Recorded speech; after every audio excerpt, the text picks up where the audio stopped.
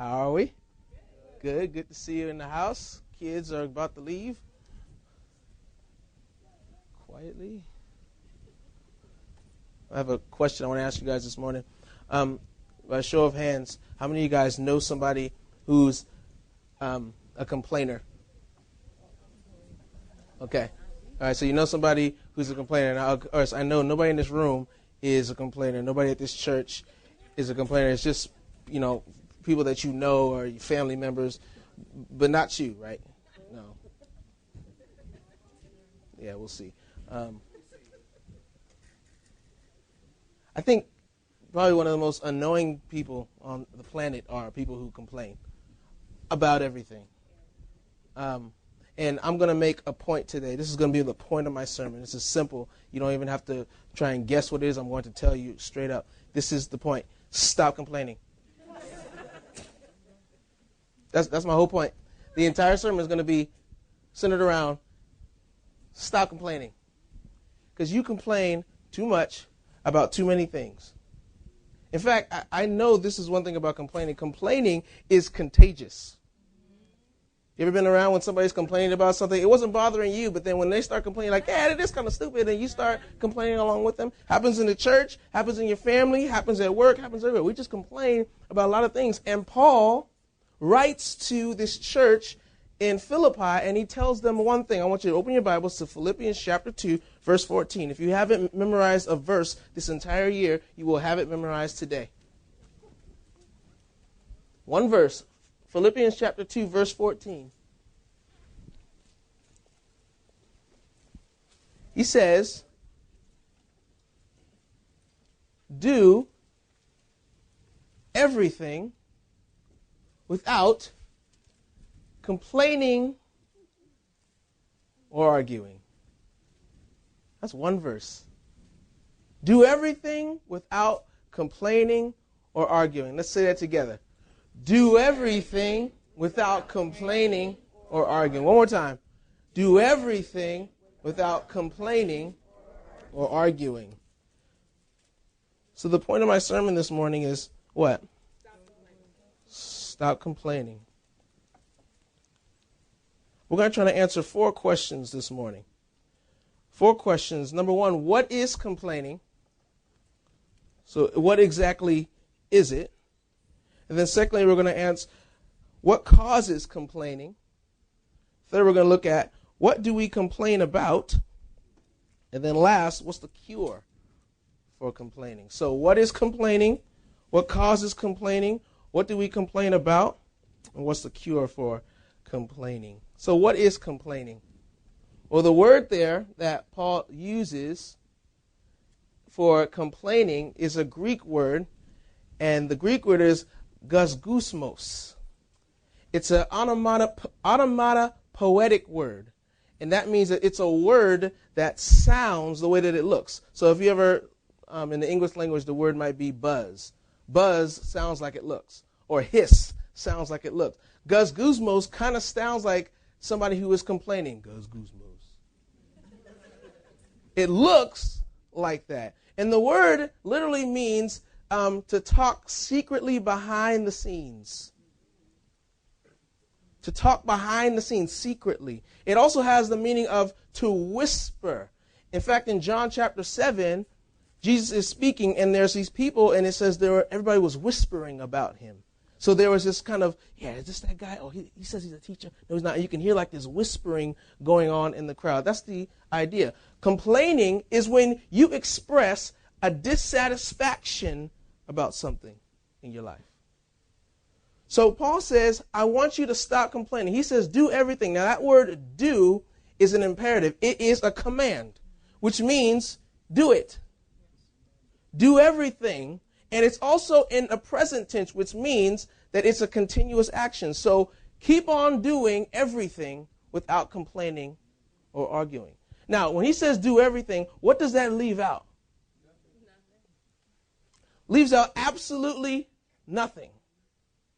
That means there are no areas of your life that should be an area where you can complain. Job, work, home, car, nothing. He says, do everything and continually do it. So you say, well, I did good for a week. 1 week I did no complaining, and then the next 2 weeks you complain crazily. Paul says, no, do everything without complaining or arguing.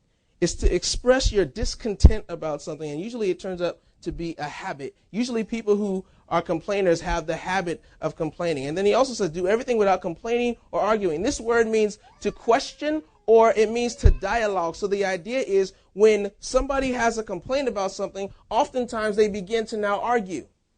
And they have all these arguments for why what they're complaining about shouldn't be that way. So he says, do everything without questioning, arguing, complaining, everything. So what is complaining? It's this secretly talking behind the scenes. Now, I don't know if you've ever walked by and you've kind of seen somebody in the corner and they're kind of having this little conversation. You can tell it's a conversation about something that displeased them. I mean, the idea of the word is kind of like this idea if you can hear this little sound. You can't really tell what it is, but you can hear. I want us to try something. I want everybody under your breath to just be muttering something like you're talking to yourself. Ready, go. You hear that? That's complaining. You hear that? She's like, what are they saying? I can hear it, but I can't hear it. That's the idea. It was used of doves and their cooing. You hear that sound? Do it again. I love that sound. I'm like a puppet master, just do whatever I want. So that's the idea of the word, that it's this complaining, it's this murmuring, it's this grumbling. And Paul says, do everything without complaining or arguing. Now, what causes complaining? Turn to Exodus chapter 15. Exodus chapter 15, because we're going to look at a couple of stories in the Old Testament. Thank you. A couple of stories. Let's look at first Exodus 15, verse 22. I want to use a few of these stories to show what causes a complaint. Now we know what it is. It's expressing your dissatisfaction, it's whispering, talking behind the scenes. But what causes it? Exodus chapter 15 and starting at verse 22.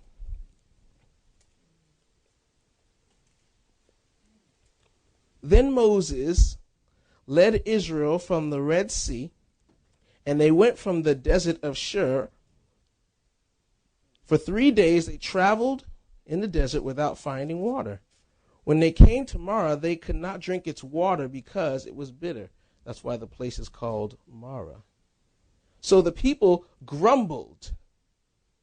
Now that's, if you were to look in the Greek translation of the Old Testament, it would be that same word that's used in the New Testament that Paul uses for complaining or grumbling. So he says, so the people grumbled against Moses, saying, what are we to drink? Then Moses cried out to the Lord, and the Lord showed him a piece of wood. He threw it in the water, and the water became sweet. Now, see how the Lord did that in the lives of his people. But it started with them saying, what are we going to drink? They started grumbling and they started complaining because they didn't have something to drink that was, I almost said edible, not edible, drinkable. So God says, I want you to take this piece of wood and I want you to throw it in there, and it's going to make the water sweet. It's going to make it drinkable. So here's God. He looks at his people. They start grumbling and he said, okay, Moses, take this piece of wood, throw it in there, make some sweet tea, and we're good. And they're great. But why did God do that? Because they were grumbling. Because they were complaining. And you're going to see later that God, he does not like it. Even though sometimes he will respond because he's good and because he's gracious, oftentimes God will deal very severely with people who grumble and who complain. Turn to chapter 16, verse 1 of Exodus. The whole Israelite community set out from Elim and came to the desert of Sin, which is between Elim and Sinai, on the 15th day of the second month after they had come out of Egypt. In the desert, the whole community grumbled against Moses and Aaron. The Israelites said to them, if only we had died by the Lord's hand in Egypt, There we sat around pots of meat and ate all the food we wanted, but you have brought us out into this desert to starve this entire assembly to death. One thing they're forgetting about, remember? Slavery. You can eat all you want in a place around pots, and they're pretty much embellishing that because they're just a little bit like, I don't like being in the desert, I don't like this, but sitting around pots and eating and all that stuff, and that wasn't as great as being free. Being able to go where you want to go, not having a taskmaster whip you because you don't make the bricks right. And yet they're complaining and saying, oh, I wish we went back to Egypt. That the mind of a complainer doesn't think. You don't think rationally. So here they're complaining again. Look at chapter 17. Verse 1. The whole Israelite community set out from the desert of Sin, traveling from place to place as the Lord commanded. They camped at Rephidim, but there was no water for the people to drink. Again. So they quarreled with Moses and said, give us water to drink. Now here's just a simple question. You have a church, I think Moses will be the pastor of this church, of probably 2 million people. And they said to him, Moses, you get us something to drink. Now, if all of you guys say, get me something to eat this afternoon, I would look at you crazy. Y'all just came to my house like, Shalah, we're hungry. And I would say, and? What's that got to do with me? The whole assembly says, come, Moses, give us something to drink. There's nothing. Where are they? What in the world is one man going to get water for 2 million people? See, again, they're not thinking straight. Moses, get us something to drink. All right. It's not like he had a refrigerator or something in his tent that he can just go and grab drink out of. He says, give us water to drink. Moses replied, why do you quarrel with me? Why do you put the Lord to the test? But the people were thirsty for water there, and they grumbled against Moses. They said, why did you bring us up out of Egypt to make us and our children and livestock die of thirst?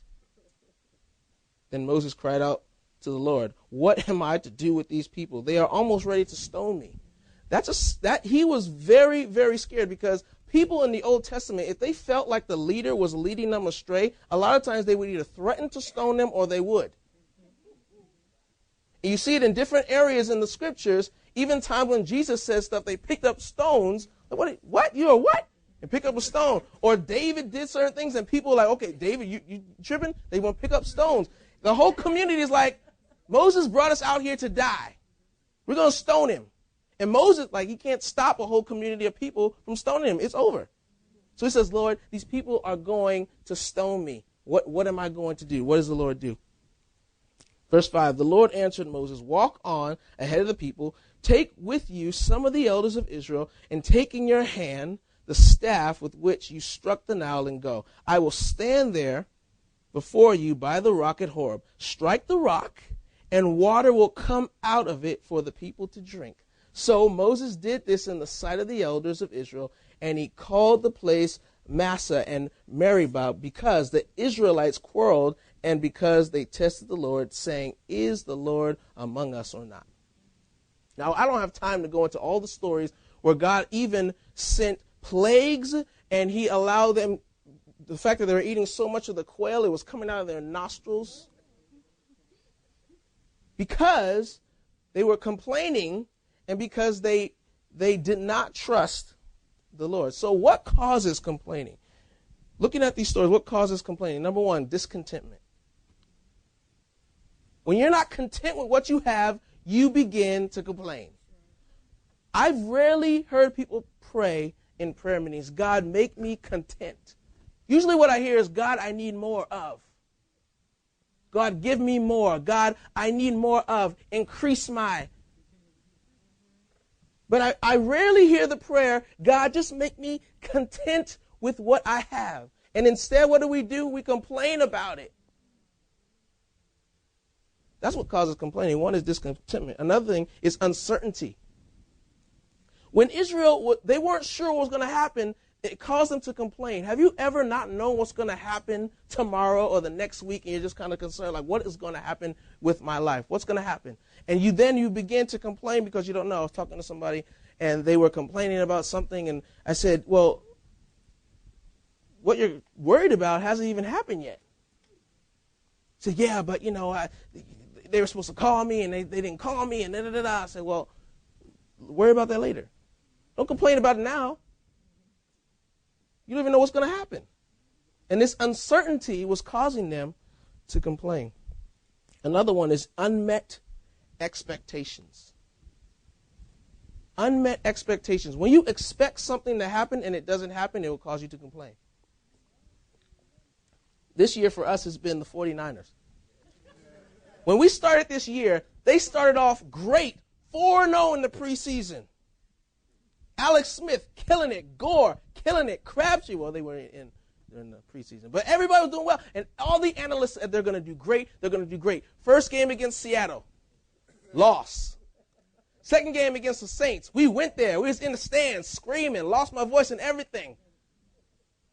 Lost. Kansas City, lost. Come on, Matt.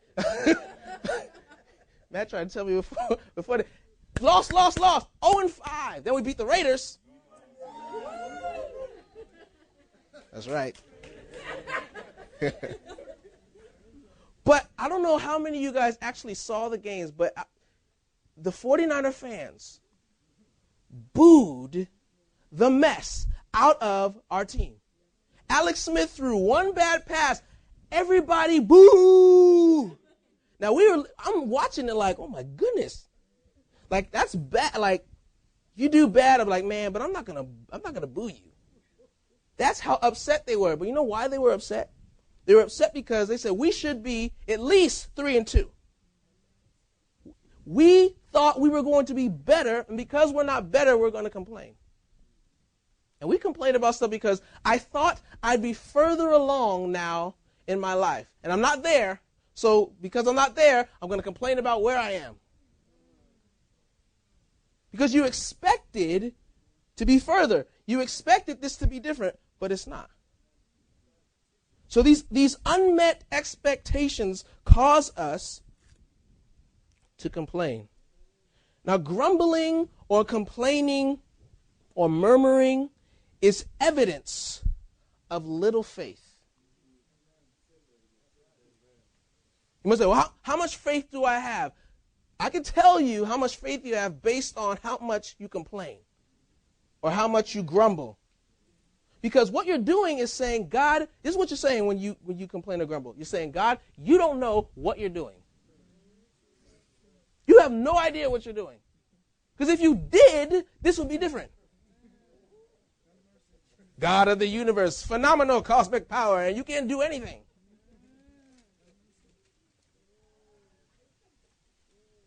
When you grumble, you are evidencing that you have little faith and you don't trust God, you don't trust his providence, and you don't trust his sovereignty. Because you're saying, God, see, if I were you, I would do this so much better.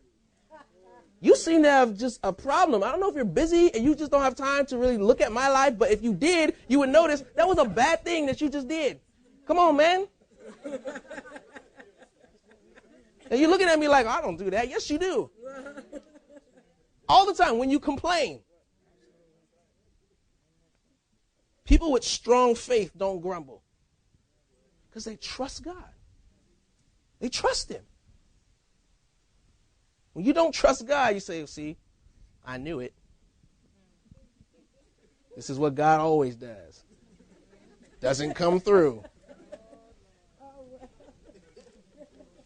Look at Numbers 14. This is crazy. Again, I start calling the kids Israelites.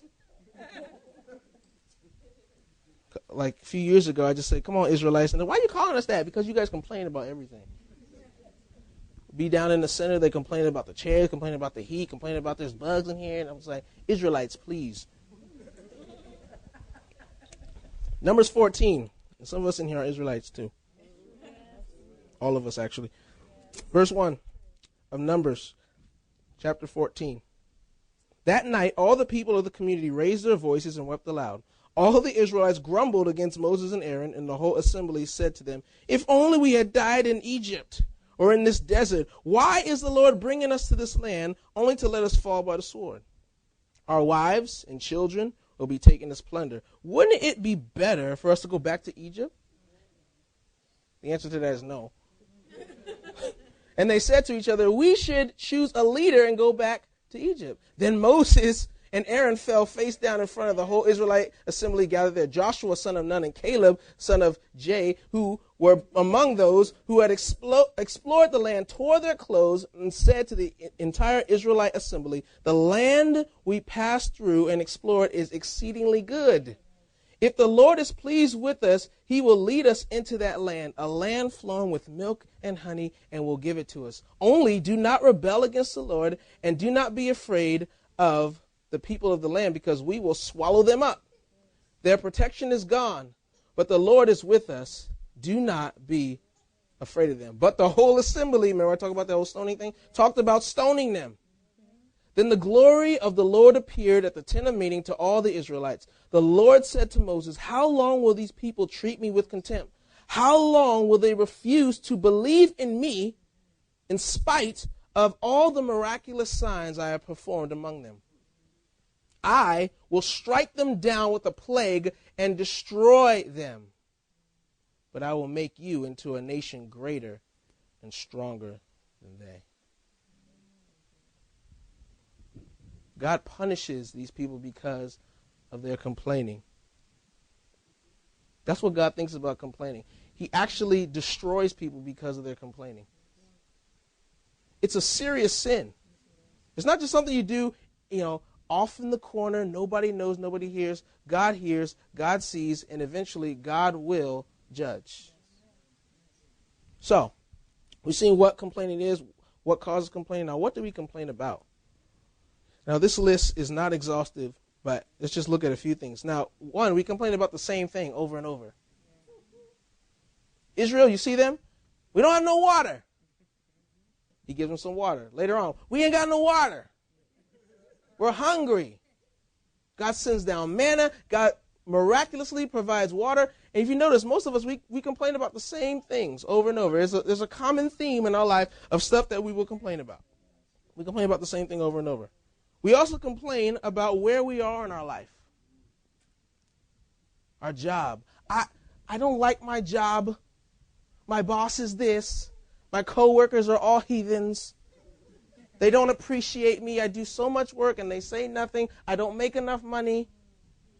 I wish I was in this better job. I wish this, I wish this, I wish this. And we complain about a job, but guess what? You have a job. We complain about our houses. I thought I'd be in a bigger house by now. I thought I would have a big, a refrigerator that makes ice. We just got one of those. Oh my goodness, we were so excited. Because forever we had to put it in the ice tray. You remember that? You used to put it in the ice tray and put it in the freezer. We didn't have that. And now we just, yes. But we complain about that. My house. We complain about our relationships. I thought I'd be married by now. I hate being single. The Lord hates me. Some people think that. We complain about where we are in our life. You say, "God," and remember, what you're saying is, "God, you don't know what you're doing. The reason you haven't brought anybody into my life is because you're punishing me for some sin. The reason I'm in the house that I'm in is because, Lord, you're punishing me for some sin." Everything God does is for your good. So when you complain, you're basically saying, "God, you don't know what you're doing." We complain about spiritual lethargy or indifference. This happens usually with leaders of small groups, pastors, deacons. Those church people, they just will not grow. I've been teaching them for years. I've been pouring into them. I've been doing everything. I pray every single day for them, and they won't grow. They won't come to church on time. They won't tithe. They won't do nothing. And we just complain. Guilty. Now let me say this because the way I'm wired, if somebody said it to me, I would fight back. Wait. Scripture says, if somebody's sinning, you rebuke them. If somebody's sinning, you confront them. Are you saying we just let that stuff go, just kind of sit back? I don't want to complain. Here's what I want you to understand and think about. One, when you're complaining, what does complaining do? Complaining does nothing. If I cannot stand these people up here in the church. I cannot stand them. I hate it. Does that do anything to you? No. Might make you think I'm weird because I'm going over there standing against the wall and talking to myself. But none of you are going to say that's actually going to change something. But what might change the situation if I complain to someone who can actually make a difference?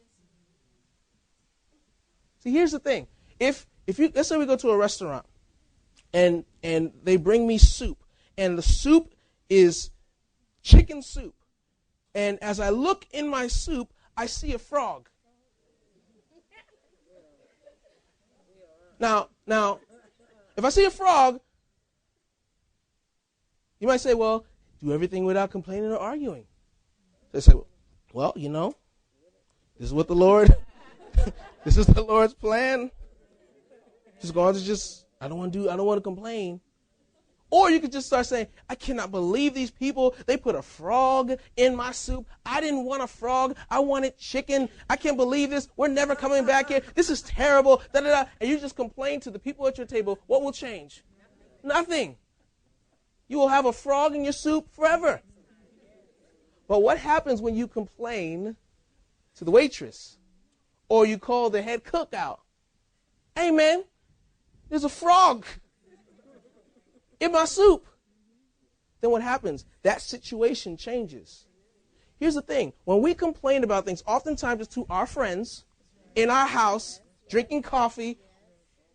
I cannot stand so-and-so. Yeah, girl. Down. Well. Oh, yeah, man, because, man, we do it too. Sometimes men gossip more than girls. Trust me, I'm one of them. I don't do it. I'm around them that do it.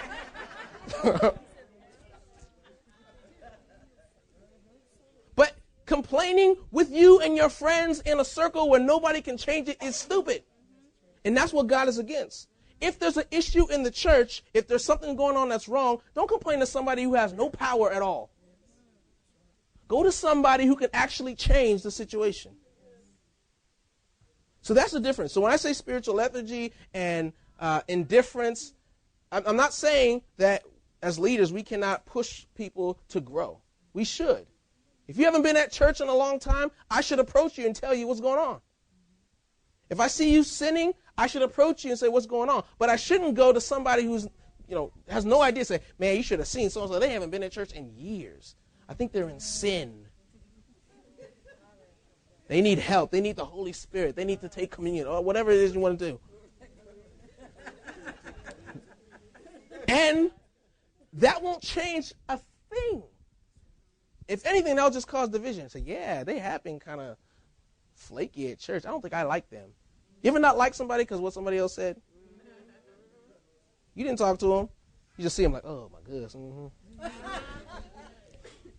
Can't stand them, even though they've done nothing to you. They don't even know you don't like them. They say hello, you go, mm-hmm.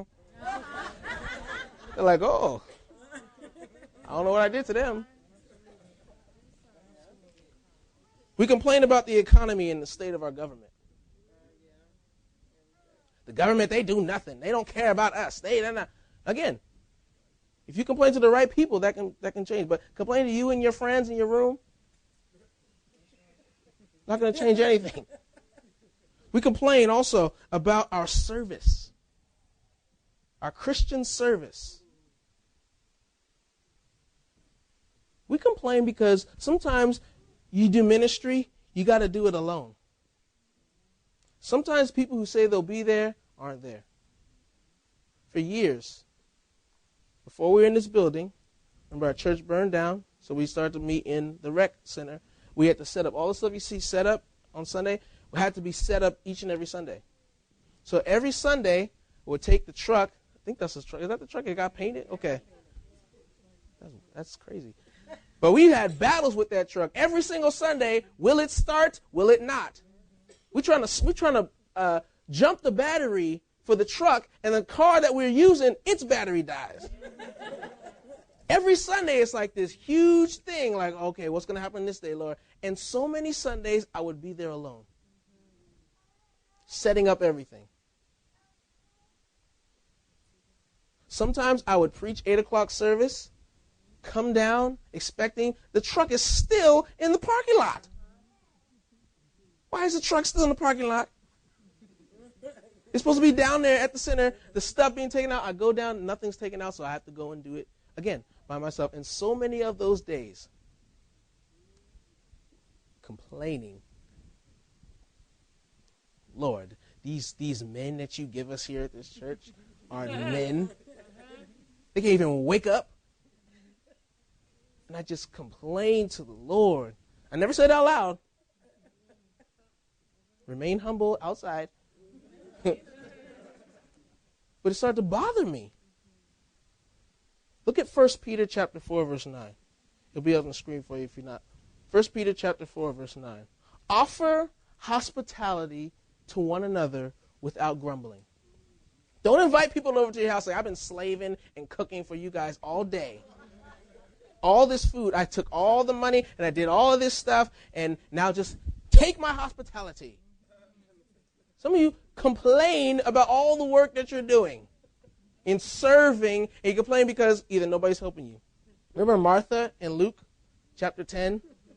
Mary's sitting at the feet of Jesus, listening to him. She's in the kitchen doing all this work, and then out comes Martha saying, Jesus, tell her to get up and help me. I'm doing your work. I'm trying to serve. I'm trying to help. And she's sitting there. She's listening to the word of God. I don't understand. And we do the same thing. In our serving God, we look at people who might just be sitting and say, hey, Lord, get them. In everything you do, serving God, do without grumbling. One of my favorite stories is the little red hen. I don't know if you guys remember that story. The little red hen, she decided one day she's going to make some bread. So she said, could somebody go take the grain and plant it for me? And anybody do it? And they said, no.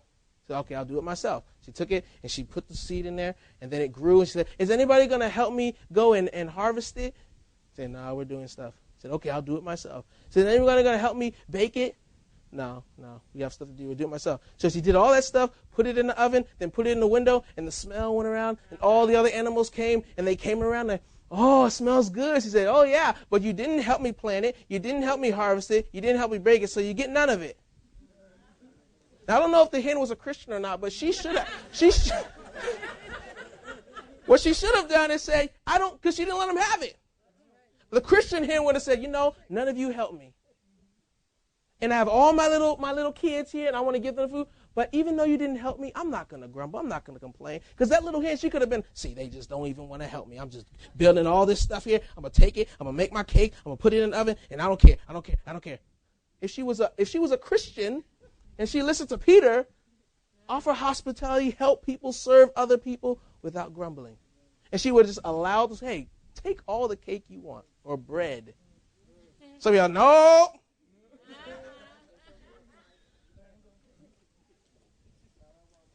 Without grumbling. It's easy to be in ministry and to complain because you're dealing with sinful people who do things all the time that you think, okay, I just talked about that yesterday. And you did the very thing I said not to do. I'm telling you, I've been in youth group and I have talked about something, and as soon as I said amen, what I just finished talking about begins to happen. I say, these people are deaf. Or I'm a bad teacher. But my heart shouldn't be one of complaining. We complain about leadership. and to leadership. The pastor, he's not like, he didn't come see me. Well, Deacon so-and-so came and saw you. I know, but he's not the pastor. People actually think that. They want the pastor to come and see them. Or they complain to the leadership about something they see in the church. There are so many things that we complain about, and God says, when you complain, you are telling me I don't know what I'm doing. And this is what I think God would say to us. In spite of all that I've done and all that I've shown you that I am and all the power that I have, how can you, in light of seeing all that, still complain about things? As if I'm not going to take care of you. As if my hand isn't on you. So many people do not trust God, and they think they do because it's easy to say, I trust God, to be in worship and say, I trust you. But when it really comes down to nuts and bolts of it, we don't. 1 Corinthians chapter 10, verse 10 and 11. Why do I point to these Old Testament stories? Some have said that the Old Testament is a picture book for the New Testament. Oftentimes you can look at a principle in the New Testament and then look in the Old Testament and see a story that illustrates that. And I want you to listen to what Paul says to the Corinthians in 1 Corinthians 10:11. And do not grumble as some of them did, who he's talking about, the Israelites, and were killed by the destroying angel. This is the important part. These things happened to them as examples and were written down as warnings for us, on whom the fulfillment of the ages has come. This is what Paul's saying. All the stuff that you read in the Old Testament, that all the stories about Israel, they were written so that you can look at their example and not do what they did. You ever hear somebody say you need to learn from your mistakes? You know what I say? I will learn from your mistakes. I watch people's lives. Those of you guys in this room who have made mistakes and done things you shouldn't have done, I've watched that, and in my heart I've said, you know what? I need to avoid that. And in my life, I've gotten away from certain things because of your mistakes. Thank you. And other people have learned from you too. Mistakes that I make, you can say, you know what? I'm not going to make that mistake again because I can learn. And Paul says, look at Israel. If you read the Old Testament and not understand certain things, then you have missed the meaning. The Old Testament is not just a book of cute little stories. David and Goliath, it's about the little people beating the bigger people. Israel, it's about, don't do... All that stuff is meant to teach us something very specific. It's not like a little kid's story. Seems like we teach all the kids, all the Old Testament stories, the story of Noah, right? And the flood comes. That's a terrible story. You think about that? Everybody on the earth drowned. We have on the Flanner board. Here's the boat. Here's thousands of people. Here's the water. Everybody dies. You teach that to little kids. The Old Testament teaches us how to walk. The Old Testament teaches us how to live. So then what's the cure for complaining? 4 things. Number 1, 4 or 5 things. Number 1, turn your complaints into prayers. Turn your complaints into prayers. A lot of times the stuff that you complain about, you should be praying about. Because if you actually just prayed about those things, a lot of times your heart would change about the situation, and even the situation would change. I was talking to somebody this week, and they were having a difficulty. Something happened in their life, and I asked them, did you pray about it? Just a simple question to see if they prayed about it. And they said, well, no, God already knew what I wanted. And I left it alone. I just said, okay, well, you should, you just pray about the whole thing. But here's the thing. James says, you have not because you ask not. So my point is saying, look, even though God knows what you needed, maybe you just need to ask. And that situation would have been taken care of if you had asked. To assume that God is going to do stuff for you, you have missed the purpose of prayer. God gave us prayer so that certain things would happen. People will not come into this room and get saved if we don't pray. As powerful as God is, He has ordained that we pray, and that through our prayers, he changes the hearts of men and women, and through evangelism, we bring them in and they get saved. If we don't pray, people will not get saved. And if we complain about everything that's going on in church instead of praying, those things won't change. I'm not telling you that praying about little stuff is stupid. I pray every time I get in the car, God, protect me when I'm in this car. Lord, thank you for a car. Thank you for gas. I said it every time. I don't want to complain, oh, God, my car doesn't go as fast as them. Because I was wondering, like, okay, when I drive, how come it doesn't go as fast as his car? Well, because, it's supposed to be a gas saver, so it doesn't have all the horsepower and all that stuff. So I'm going up a hill, like, real slow. And I'm going to complain, God, how come I had the rental car, and when I had the rental car, I was able to go up this hill really fast. But now I'm in my car, and I'm complaining because it's not going as fast. And God says, look, but you're saving gas. So, yeah, and I'll get there, a minute later than the other person? It don't matter. And in my complaining, I turn that, you know what? God, thank you for that I have a car that saves me gas. Yes, it doesn't go as fast as his, but thank you. Turn your complaints instead into prayers. Number 2, work to fill your life with worship. Work to fill your life with worship. When I say worship, I know we know that worship is all of life lived to the glory of God. That's what worship is. So everything you do, how you play pool, how you drive, how you dry clean, everything you do is worship. But in this case, when I talk about worship, I'm talking about specifically singing. That when you are doing whatever you're doing, that you just begin to sing. Because, and I'm going to talk about this in a minute, sometimes the thoughts that you think is what's causing you to complain. I like what Spurgeon said. He said, bad thoughts are bad tenants. Because they pay no rent and they foul everything up. Stink it all up. Instead, fill your mind with good thoughts. There's something about a song that can stick in your head that a sermon can't do. I woke up singing this song, "This city, Lord, it is yours." Didn't listen to the song. I don't know where it came from. And all day,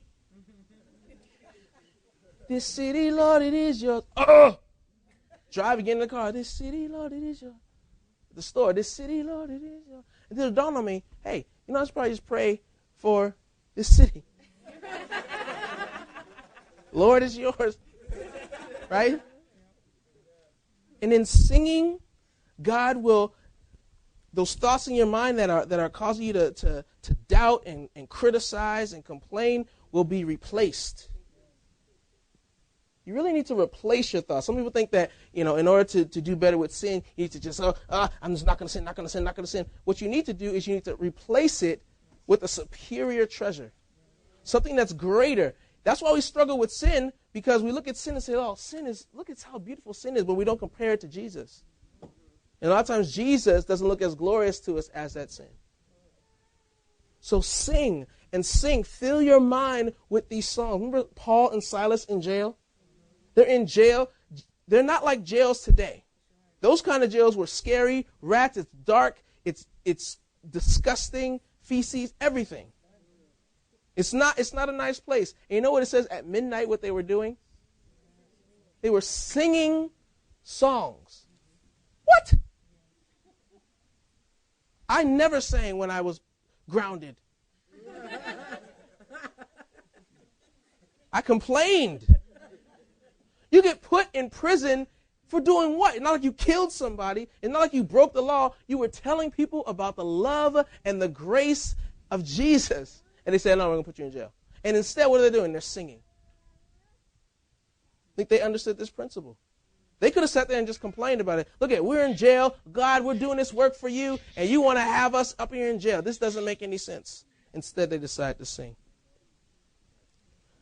Next one. Analyze what you say to yourself. How many of you guys talk to yourself? You all do. You ever been walking and you just be talking to yourself and somebody sees you talking to yourself and you try to play it off? Did it all the time. I'm in my room talking to myself God, over there. And somebody would be in the door and I'm like, oh gosh. A lot of times, if you listen to what you say to yourself, a lot of it is negative. Listen to yourself the next time you're doing nothing. And you're just talking to yourself. Listen, you say a lot of negative stuff. And if you were to think about that, say, you know what? No, I'm not going to think about that. I'm not going to think the worst about that situation. I'm going to think the best. Then lastly, give thanks in all things. So simple. Let me give you an assignment. Most of you won't do it. Some of you will. This week, every day you wake up, thank God for 30 things in your life. Every day you wake up, thank God for 30 things. Every day. Sometimes we wake up, we say, God, I need, God, I need, God, I need. And you don't even think about, and I guarantee you, you'll start thinking of things like, wow, I didn't even think about that. We complain because we're not thankful. We complain because we don't really see the hand of God working. Every day when you wake up, you do your devotion, when you have your time, thank God for 30 things. What's the best way to cure complaining?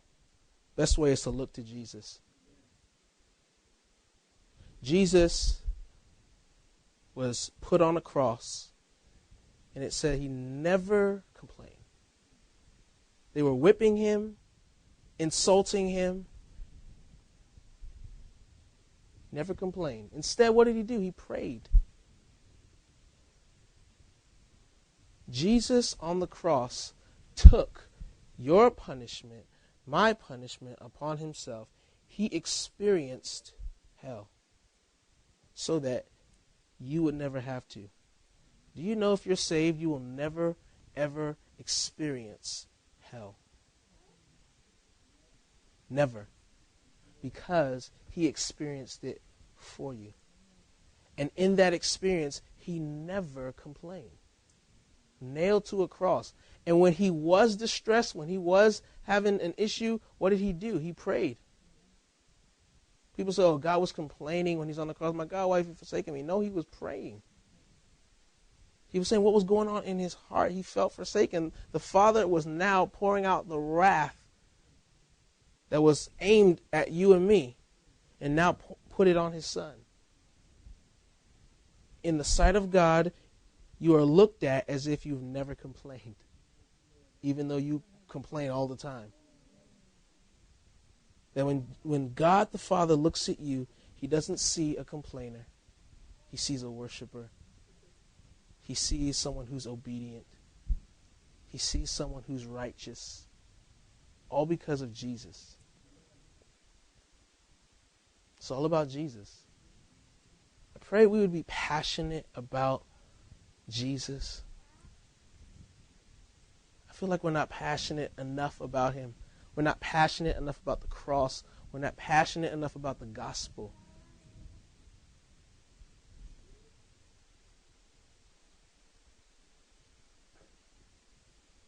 Father, today we ask you to help us to have your heart.